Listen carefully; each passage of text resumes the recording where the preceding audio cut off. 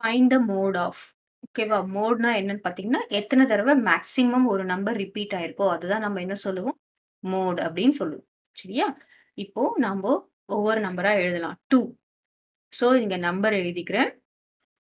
Maximum நம்பரா என்ன எப்படி ரிப்பீட் ஆறது அப்படின்றத பார்க்கறதுக்கு நான் இங்க ஃப்ரீக்வென்சி எழுதிக்கிறேன்.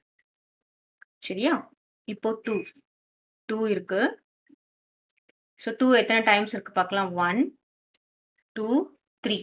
ஸோ 2 வந்து 3 டைம்ஸ் ரிப்பீட் ஆகுது. ஓகேவா? நெக்ஸ்ட் என்ன நம்பர்? 5 நம்பர் இருக்கு. 5 நம்பர் பார்த்தீங்கன்னா 1, 2, 3. ஸோ இதுவும் 3 டைம்ஸ் ரிப்பீட் ஆகுது. நெக்ஸ்ட் என்ன நம்பர் இருக்கு? 1 இருக்கு. ஸோ 1 பார்த்தீங்கன்னா 1, 2. அப்போ 2 டைம்ஸ் ரிப்பீட் ஆகுது. நெக்ஸ்ட் நம்பர் 3 இருக்கு. ஸோ 3 எத்தனை தடவை ரிப்பீட் ஆகுது பார்த்தீங்க? 1, 2, 3. ஸோ 3 டைம்ஸ் ரிப்பீட் ஆகுது. இப்போ இதுல பார்த்தீங்கன்னா, இதுதான் மினிமம். இந்த இந்த 3, இந்த 3, இந்த 3 சேம் மேக்ஸிமம் நம்பரா ரிப்பீட் ஆகுது. அப்போ வாட் ஆர் த மோட்ஸ் அப்படின்னு பார்த்தோம்னா, அதுக்கு என்ன இருக்கோ, எந்த நம்பர் மேக்ஸிமம் ரிப்பீட் ஆகுதோ அத தான் நம்ம பார்க்கணும். ஸோ 2 மேக்ஸிமம் டைம்ஸ் அதாவது 3 டைம்ஸ் ரிப்பீட் ஆகுது.